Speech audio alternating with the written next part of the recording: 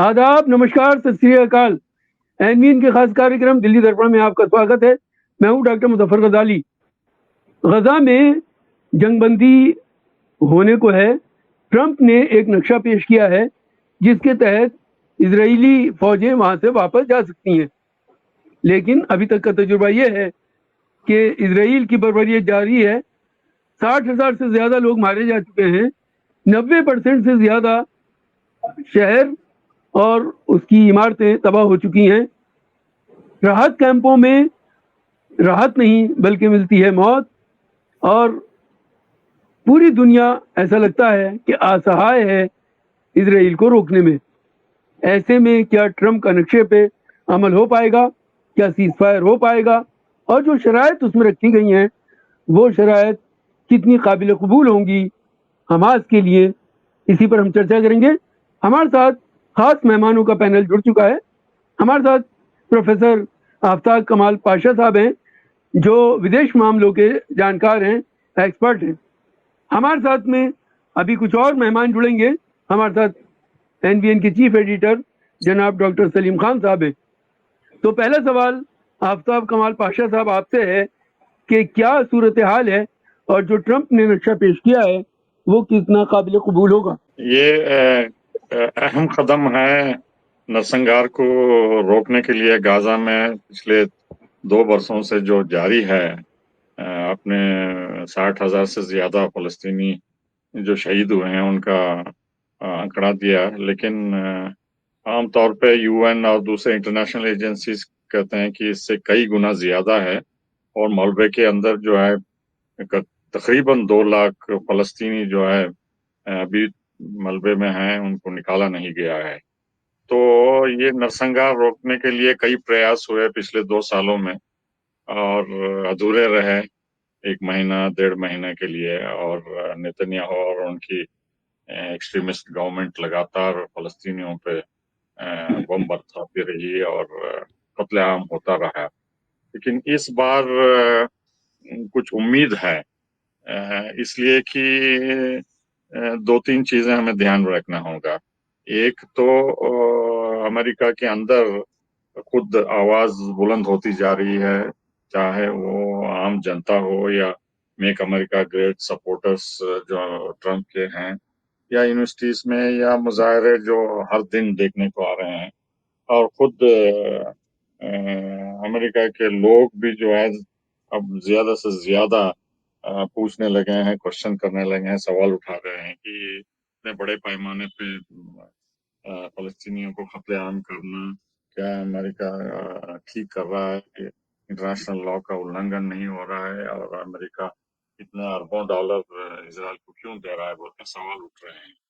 दूसरी तरफ अमेरिका के साथ ही खास दोस्त जो बरतानिया, फ्रांस और कनाडा और दूसरे ऑस्ट्रेलिया वगैरह हैं, वो भी पब्लिक ओपिनियन के दबाव में जो है फलस्तीन को मान्यता दिए हैं, जो कि तकरीबन 150 देश मान्यता अभी तक दिए हैं, और आगे भी इसका नंबर बढ़ेगा।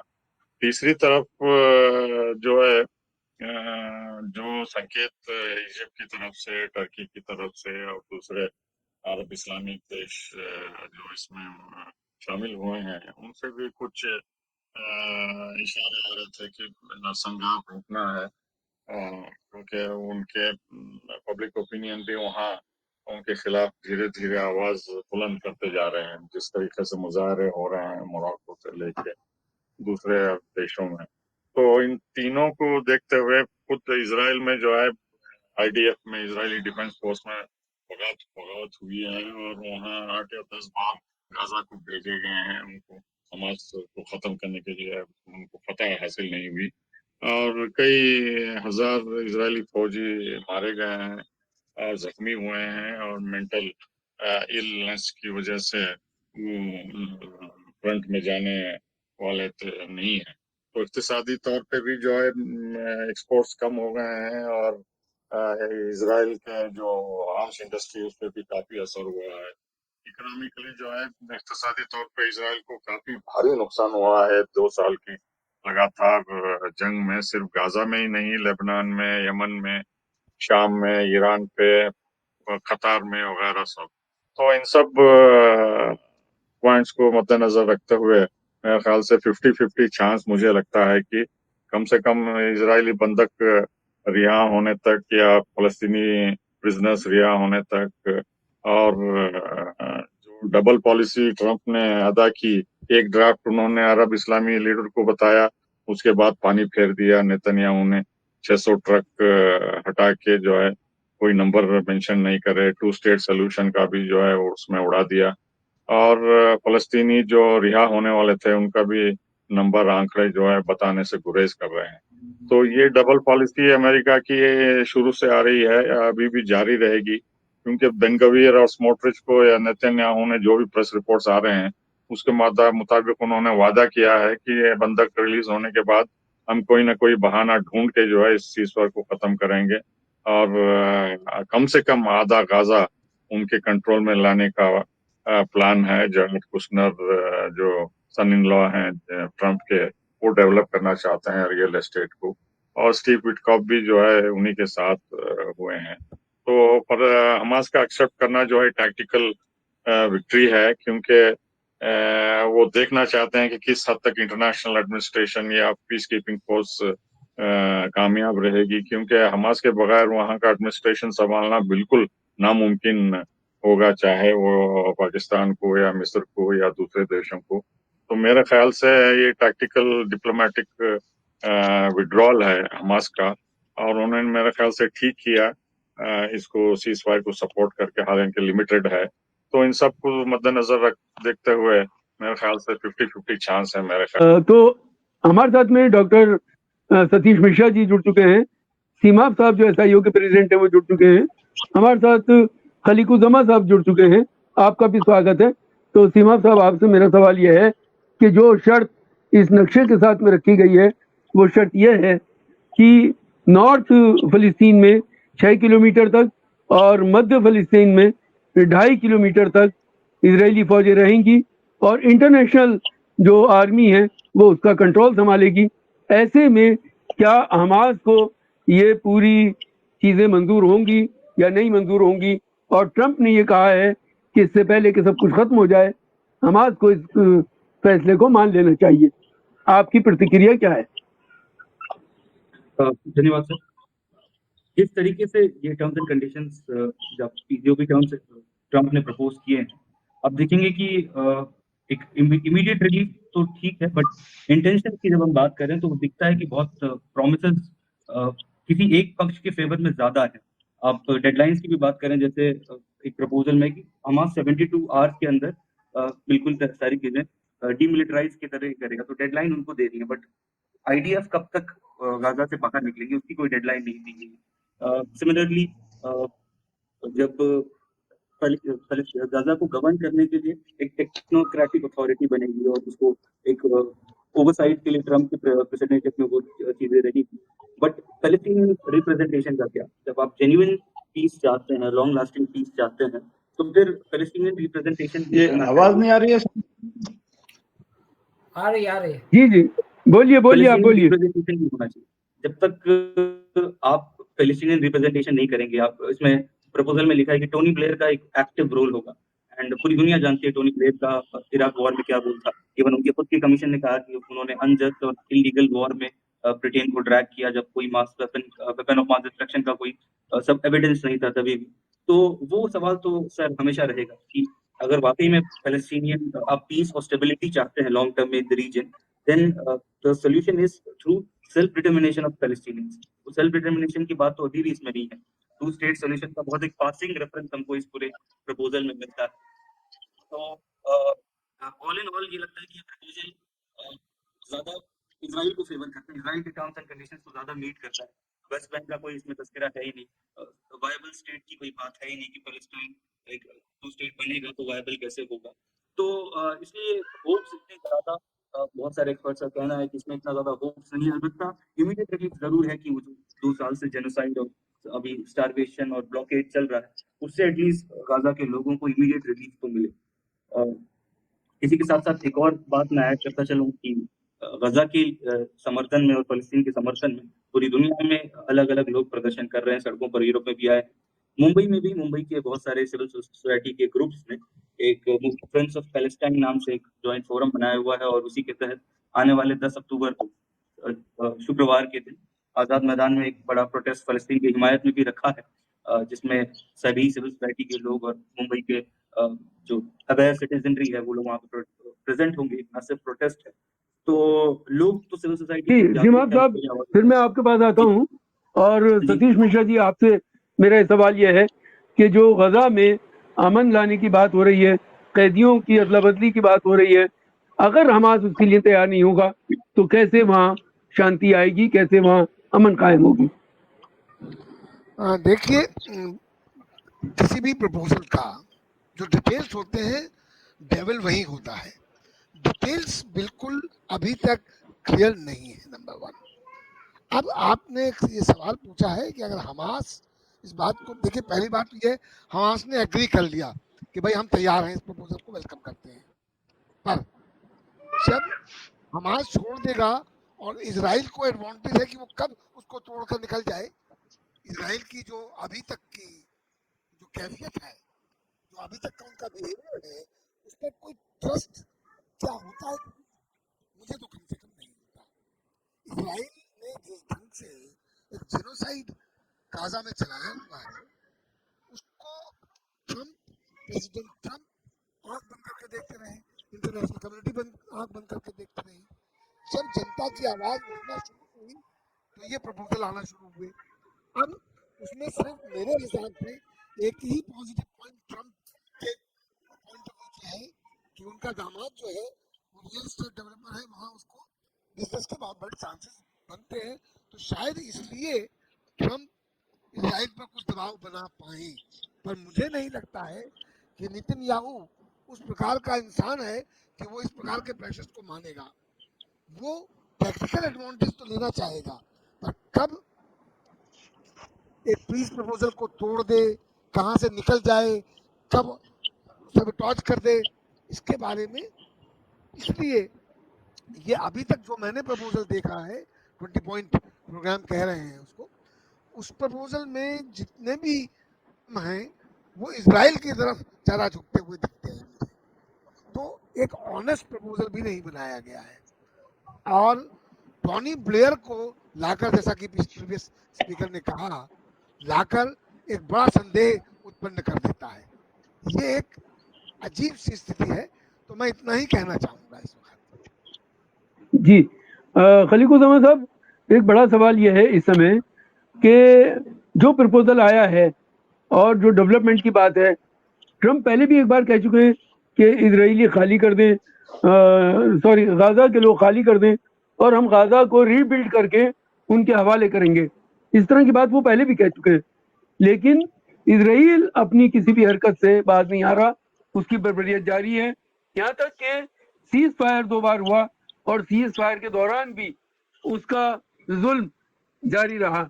ऐसे में जो ये प्रपोजल आया है, ये कितना वाइबल होगा और कितना इस पर भरोसा किया जा सकता है?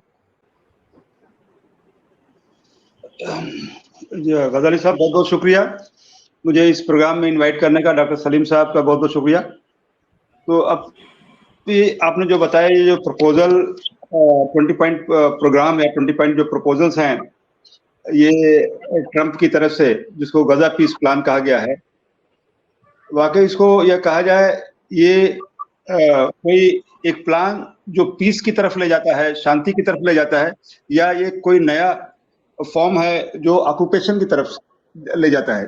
जैसे कि आप लोगों ने बताया कि ये पूरे के पूरे गजा को ऑक्यूपाई करने का ये कोई प्लान है, क्योंकि उसमें जो लोग वहाँ के रहने वाले हैं पैलेस्टीनियंस हैं, तो जो पीस प्लान जो कमेटी बन रही है, बनेगी ट्रम्प साहब के सदारत में, चेयरमैनशिप में, उसमें कहीं किसी पैलेस्टीनियंस का रिप्रेजेंटेशन नहीं है, ना पैलेस्टीनियन अथॉरिटी का, ना कोई और दूसरी जो ऑर्गेनाइजेशंस हैं वहाँ की उनका।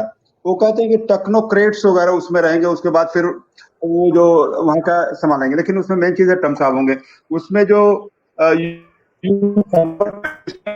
जिनका बहुत बड़ा रोल रहा है इराक में मैसेकर का, वहाँ पर इराक को बर्बाद करने में और उसको खत्म करने पे, तो उनको जो है उसका तो वो भी उसमें मेंबर रहेंगे, इंपॉर्टेंट मेंबर रहेंगे। तो सारा सब कुछ जो है उसमें वो लोग गजा का एडमिशन जो जिनके हाथ में होगी वो सब यूएस, यूके, यूरोपियन पावर, उसमें इनका कोई रोल नहीं है। और जो जिस तरह का जो उन्होंने 20 पॉइंट्स जो पीस प्लान अनवेल किया ट्रम्प साहब ने in presence of Israeli prime minister Netanyahu के, तो उस पे जो ऑब्जेक्शन होने लगे जब मुस्लिम कंट्रीज में जिन लोगों ने जो है अपने प्रपोजल्स ट्रम्प को दिए थे पीस प्लान के लिए, तो उसमें सबसे ज्यादा प्रॉब्लम पाकिस्तान में आई। तो पाकिस्तान के प्राइम मिनिस्टर ने फौरन जो है प्रेस कॉन्फ्रेंस की और उसको जवाब दिया टीवी जो भी मीडिया वालों को कि ये जो प्लान आया है एक्चुअली इन मुस्लिम कंट्रीज का प्लान था ही नहीं, जिसमें कि सऊदी अरब, पाकिस्तान, कतर, यूएई, इंडोनेशिया और इजिप्ट, इन लोगों का एक प्लान सब गया था। तो उन्होंने कहा कि इसमें सारा जो है तो उन्होंने चेंज कर दिया है। लेकिन इसके बावजूद भी इन लोगों ने इस प्लान को इसलिए वेलकम किया कि इससे जो वहां पर नस्लकुशी हो रही, जो वायलेंस हो रहा है वो रुक जाए। तो फिर बाद में फिर देखा जाएगा जो जो उसमें ये लोग शामिल होंगे, एक इंटरनेशनल फोर्स होगी। और बाकी जो अभी कहा जा रहा है कि इसराइल जो है वहां स्टे करना चाहता है, को रोकना चाहता है, जो अभी आपने गजाली से बताया, तो उसका हमास ने बिल्कुल से मुखालफत की है। और जो उन्होंने अपना जो प्लान दिया है उन्होंने कहा कि हमें एक्सेप्टेबल है, लेकिन ये चीजें नहीं होनी चाहिए, भले इसराइल की फोर्सेज वहां ना हो, और भी बहुत सारी उन्होंने दिया है। वरना को अगर इसराइल की फोर्सेज रही वहां पर तो कोई मतलब ही नहीं है। तो ये जो है ये इसको हम पीस प्लान कहें या ये ऑक्यूपेशन का और फर्दर ऑक्यूपेशन का ये प्लान है, तो इससे तो ये लगता है कि इसमें कोई पीस नहीं अचीव कर पाएंगे अगर इसी तरह से जो उन्होंने प्लान दिया है उसको उसी फॉर्म में एक्सेप्ट किया जाए और उसको इम्प्लीमेंट किया जाए। लेकिन मुझे लग रहा है कि बिल्कुल इस तरह से नहीं होगा, क्योंकि कतर का जो रोल है ये डिप्लोमेटिक रोल है वो कर रहे हैं। तो उसमें उन्होंने कहा था 72 आवर्स में पूरा हम अगर ये नहीं मानेंगे हमारे प्लान को तो हम खत्म कर देंगे, हमास खत्म कर देंगे, या जो है इसराइल को पूरी परमिशन होगी वो जो कुछ चाहे वो करे। लेकिन अभी तक ऐसा नहीं हो पाया। इसका मतलब है कि उनके ऊपर जो इंटरनेशनल कम्युनिटी का दबाव भी पड़ रहा है कि ऐसा नहीं कर सकते हैं। वो जो हमास से अपनी बातें रखें उसको भी उनको सोचना पड़ रहा है। इस वजह से इसराइल भी कर रहा है अटैक, रोजाना कर रहा है, कुछ कुछ कर रहे हैं, लेकिन अभी उसमें जो चाहते थे वो नहीं कर पा रहे हैं। तो ये मिलाकर के जो लग रहा है कि सिचुएशन नहीं है, लेकिन इसमें कोई न कोई रास्ता जरूर निकलेगा, ऐसा नहीं है, मैं समझता हूँ। जी जी प्रोफेसर पाशा साहब, ये बड़ा सवाल इस वक्त है कि जब इंटरनेशनल फोर्सेस वहां कंट्रोल करेंगी और ये भी कहा गया कि उसमें अरब की फौजें भी शामिल होंगी, तो क्या गजा और फिलिस्तीनियन का जो से है, उनकी जो मैनेजमेंट है, क्या उससे उनको बाहर कर दिया जाएगा? आप किस नजर से देख रहे हैं? जी, एक तरीके से इंटरनेशनल फोर्स चाहे वो तुर्की की हो, पाकिस्तान की हो, मिस्र या दूसरे अरब मुस्लिम ममालिक की फोर्स वहां जाना एक पॉजिटिव स्टेप है मेरे ख्याल से फिलहाल ट्रांजिशन के लिए। क्योंकि अगर वो तैनात की जाती है महदूद इलाके में भी, तो उसमें जो है जो कुछ भी फलस्तीनी वहां नरसंहार के शिकार हुए हैं शायद उनको बचा पाएंगे और कुछ राहत के जरिए जो रोड्स वगैरह बर्बाद हुए हैं उनको मुहैया कराने में ये फोर्सेस शायद मदद कर पाएंगे। लेकिन लॉन्ग टर्म में मेरे ख्याल से ये स्टेबलाइजेशन फोर्स काम नहीं करेगी, क्योंकि ये वहाँ के हालात सिर्फ हमास और फलस्तीनी अच्छी तरह जानते हैं। उनका सिविल एडमिनिस्ट्रेशन कई सालों से काम करता आ रहा है और उनको तजुर्बा है वहाँ का, क्या क्या मुश्किलात हैं, क्या क्या प्रॉब्लम्स हैं, चाहे वो ह्यूमैनिटेरियन एड हो या सिक्योरिटी हो या पानी बहाल करना, सीवेज सिस्टम, स्कूल वगैरह, मेडिसिन, हॉस्पिटल वगैरह। तो ये बारीकी से जो फलस्तीनी उनके इलाके को जो जानते हैं वो इंटरनेशनल फोर्सेस कर नहीं पाएंगे। लेकिन फिर भी मेरे ख्याल से टेम्पोररी तौर पे इंटरनेशनल फोर्सेस का वहाँ होना एक मुझे लगता है कि पॉजिटिव डेवलपमेंट है। ओवरऑल अगर देखें तो एक तरफ तो सीज फायर की बात हो रही है, शांति की बात हो रही है और अमेरिका इसमें मुलविस है, ट्रम्प खुद पर्सनली सुपरवाइज कर रहे हैं और उनके सन इन लॉ हैं और स्टीव विटकॉफ है। लेकिन दूसरी तरफ भी एक भयानक सिनारियो उभर के निकल रहा है जिसमें अमेरिका ने बड़े पैमाने पे कतार को और खाड़ी के देशों में जो है हथियार और हवाई जहाज भेजे हैं और ईरान पे हमला करने की तैयारी हो रही है। और अमेरिका अपने 2 अड्डों से अपनी फौज हटा लिया है इराक में, और सीरिया में भी उनके थिन आउट करे हैं फौज। तो वो एक्सपेक्ट कर रहे हैं कि ईरान पे हमला होगा, या तो अमेरिका इजराइल मिलके, या इजराइल पहले इनिशिएट करेगा पिछली बार की तरह। तो ये तनाव और इंस्टेबिलिटी जो है लगातार बनी हुई है। एक तरफ तो अमन की बात करते हैं और दूसरी तरफ जंग की तैयारी कर रहे हैं। और अगर यूक्रेन से भी अगर एक आधा मिनट में लूं, तो वहां भी जंग बड़े पैमाने पे तवील होती जा रही है। फ्रांस रशिया का एक ऑयल टैंकर कब्जा कर लिया है, और पूरे ईस्ट यूरोप में हलचल हो रही है ड्रोन का हमला वगैरह करके। तो रूस को ईरान को मदद करने से गुरेज कर रहे हैं और उसको मुलविस यूक्रेन में कर रहे हैं। तो इनकी नीयत जो है, अमेरिका और इजराइल की नीयत, पूरी दुनिया अब शक करने लगी है कि ये सीज फायर के आड़े जो है इनका एजेंडा कुछ और है। और जो कुछ भी रेसिस्टेंस है इस क्षेत्र में, चाहे ईरान हो या मोबिलाइजेशन फोर्स इराक में हो, या शाम जो अभी पीस मुआहिदा करने से गुरेज आया है, या हिजबुल्लाह अपने हथियार लौटाने से मना कर रहा है, या हूती का लगातार हमला जो हो रहा है। तो इन सब को मद्देनजर रखते हुए जो है बंधकों को रिहा करने के बाद नेतन्याहू कुछ ना कुछ बहाना ढूंढ के सीज फायर का उल्लंघन करेगा पिछली बार की तरह। और जो कब्जा करने का उनका इरादा है, सिर्फ गाजा ही नहीं, वेस्ट बैंक पे भी 90% का वो हड़पना चाहते हैं। और ट्रंप भी शायद उसको गोलान हाइट्स और जेरूसलम की तरह उसको मान्यता देगा इजराइल की टेरिटरी बनाने के लिए। जी जी जी मिश्रा जी, सवाल ये पैदा होता है कि एक तरफ शांति वार्ता की बात हो रही है, पीस लाने की बात हो रही है, दूसरी तरफ पिछले ही हफ्ते कितनी राहत सामग्री ले जा रहे जहाजों को डुबो दिया जाता है। एक कश्ती मुश्किल से अभी पहुंची नहीं है, पहुंचने वाली है। तो ये डुअल फेस कैसे है, क्या है इसके पीछे? अरे देखिए, ड्यूअल फेज की जब आप बात कर रहे हैं तो पूरी की पूरी जो समस्या है इजराइल में और फिलिस्तीनी समस्या जिसको हम कहते हैं, वो तो इन ड्यूअल पॉलिसी की ही वजह से है। ये तो एंग्लो सैक्सन कॉन्स्पिरेसी रही है। The way Israel was created और जिस तरह से फिलिस्तीनियों को धीरे धीरे धीरे करके खत्म किया गया है, ये तो लंबी कहानी है। अमेरिका की बिना सपोर्ट के इजराइल कभी नहीं कर सकता था। तो उसमें तो हम लोग सब जानते हैं कि जियोनिस्ट लॉबी है, स्ट्रांग है, हर प्रेसिडेंट को सपोर्ट करती है। उसकी वजह से अमेरिकी शासन कभी भी न्यूट्रल नहीं हो पाता है, ना उस तरह से असर्ट कर पाता है। अब ट्रंप एक ऐसे प्रेसिडेंट आए हैं जो बेशर्मी से हर काम को करना चाहते हैं, उनका अगर अपना हित सद रहा हो। जैसा कि मैंने पहले कहा कि उनका बड़ा हित है कि वहां रियल एस्टेट डेवलपर की तरह से उनका बिजनेस इंटरेस्ट डेवलप हो जाए। सिर्फ एक वजह मानता हूं, उसकी वजह से वो शायद थोड़ा सा दबाव ज्यादा बना पाए, पर मुझे इजराइल की नीयत पर कभी भी यकीन नहीं है। इजराइल, और वो भी विशेषकर नेतन्याहू की नीयत पर।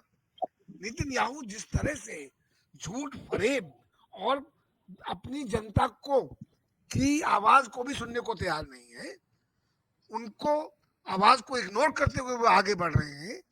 और जिस तरह से फिलिस्तीनियों की गाजा में पट्टी में और वेस्ट बैंक में जिस तरह से ट्रीटमेंट हुआ है, उसको देखते हुए जो ये पीस प्लान लाया गया है, जैसे मैंने पहले कहा, हर प्लान का जो डिटेल्स है डेविल वही होता है, और उसको उजागर करने को अभी तक कोई तैयार नहीं है।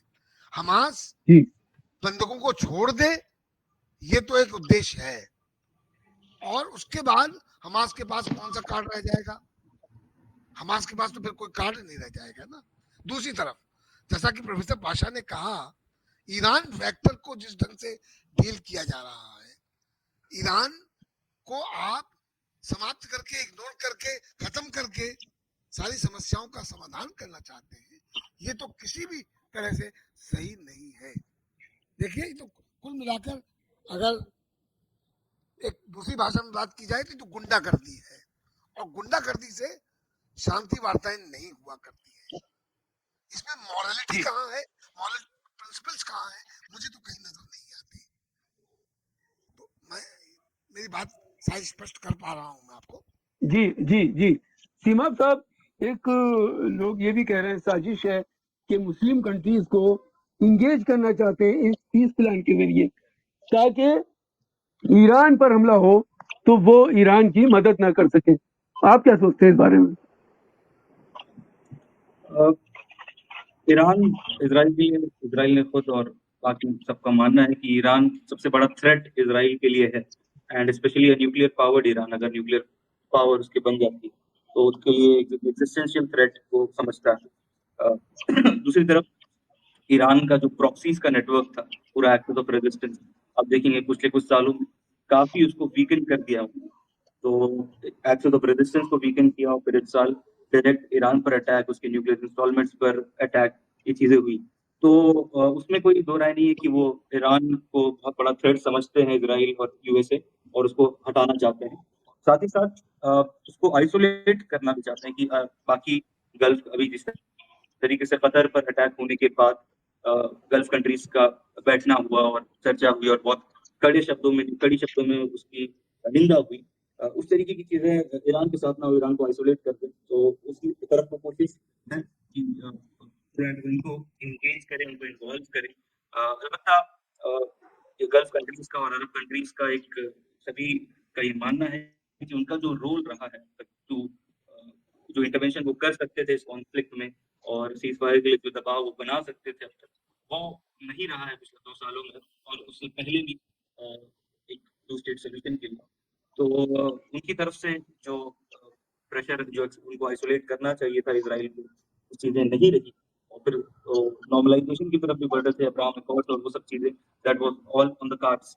तो अक्टूबर 7 ने उसको डिसरप्ट किया, उसको it pushed back the relation between Arab states and Israel to some extent, but अब उसको वापस से नॉर्मलाइज करने और उसको वापस स्ट्रेंथन करने और इजराइल के स्टेट को रिकग्निशन के लिए चीजें चल रही हैं। तो वो सेल्फ एविडेंट है जिस तरीके की प्रोसेस अभी चल रही है और जिस तरीके से वो एंगेज कर रहे हैं स्टेक होल्डर्स, जिस तरीके से वो चेरी पिक कर रहे हैं, तो वो साफ एविडेंट है कि ईरान को आइसोलेट करना और वो अरब कंट्रीज के साथ इजराइल के रिलेशन को नॉर्मलाइज कर, न्यू नॉर्मल ढूंढने की वो कोशिश चल रही है। जी खलीकुज़्ज़मा साहब, आपका आखिरी कमेंट, क्योंकि मेरे पास टाइम बिल्कुल खत्म हो रहा है, 1 मिनट में आप जल्दी से बताइए। खलीकुज़्ज़मा साहब सुन पा रहे हैं ये आप? जो पीस, हाँ जी मैं सुन रहा हूँ। जी जी ये 1 जो मिनट में पीस प्लान बताइए कि है इसका की इम्पैक्ट तरफ, क्या होगा। इसका चूंकि मुझे नहीं लग रहा है कोई बहुत बड़ा इम्पैक्ट होगा। इसराइल जो है वो उसने कभी अपने वादे को पूरा नहीं किया है। ट्रंप भी जो है बार बार अपने बयानात बदलते रहते हैं, कभी कुछ कभी कुछ। तो मुझे नहीं लग रहा है कि इसका कोई बहुत अच्छा पीसफुल रिजल्ट निकलने वाला है। तो इसे लोगों को होशियार रहना चाहिए कि इससे कोई सोल्यूशन निकलने वाला नहीं है टू पैलेस्टाइन के लिए, हमास के लिए, गजा के लिए। मुझे इतनी उम्मीद नहीं लग रही है मुझे। जी हमारे साथ में एनवीएन की chief editor doctor Salim Khan साहब हैं। सलीम साहब, इस पूरे मसले पर आप क्या सोचते हैं? आपकी आखिरी टिप्पणी। शुक्रिया गजाली साहब। दरअसल ये जो प्रेजेंट सिचुएशन है, ये जो पीस प्रोसेस शुरू हुआ है, और इसके सारे एस्पेक्ट मैं समझता हूँ कि हमारे साथी पैनलिस्ट ने कवर कर लिए बहुत ही अच्छी तरह से, बहुत ही संक्षिप्त में। मैं ओवरऑल पिछले 2 साल को देखता हूँ, यानी ये कि आज हम लोग 6 अक्टूबर को ये डिस्कशन कर रहे हैं, तो आज से 2 साल पहले जब हमास ने एक अपनी ओपन जेल को तोड़ा था, उस वक्त जो रिएक्शन इसराइल की तरफ से आया था, आप जरा सा उसको पीछे जाके देखें, तो वो ऐसा था कि हम जो है वो मिनटों में हमास को मसल देंगे और अपने सारे कैदियों को छुड़ा के ले आएंगे। लेकिन आज 2 साल हो गए, वो लोग अपने कैदियों को अपनी ताकत के बलबूते पर नहीं छुड़ा सके। ये एक बहुत बड़ी सच्चाई है जो सारी दुनिया ने देखी।